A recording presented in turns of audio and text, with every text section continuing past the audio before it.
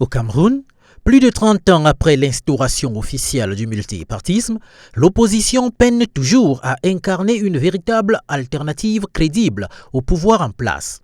Son incapacité à s'unir, à proposer un projet politique cohérent et à s'imposer comme force de changement traduit une forme de nullité politique qui inquiète et désespère une grande partie de la population.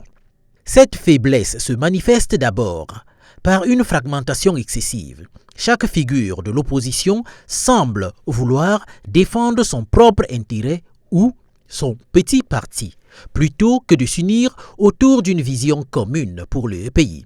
Les égos surdimensionnés, les querelles internes et les calculs personnels minent toute tentative de coalition sérieuse.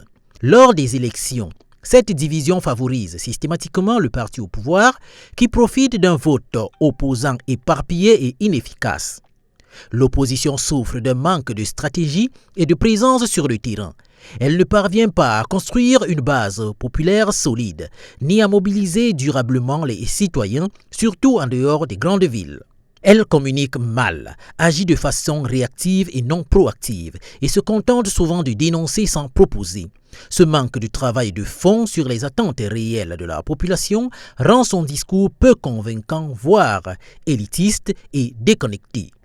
Par ailleurs, certains leaders de l'opposition donnent l'impression d'être complices du système qu'ils prétendent combattre.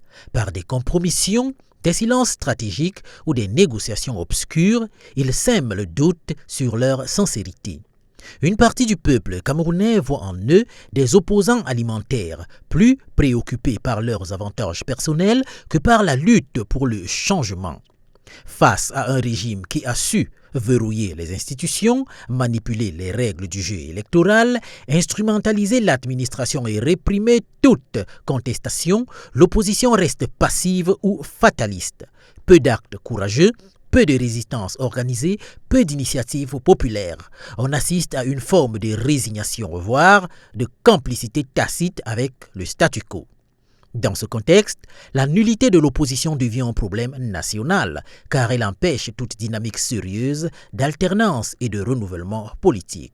Pour espérer un vrai changement, il faudra une opposition nouvelle, structurée, audacieuse, proche du peuple, unie, compétente et déterminée à agir au-delà des mots.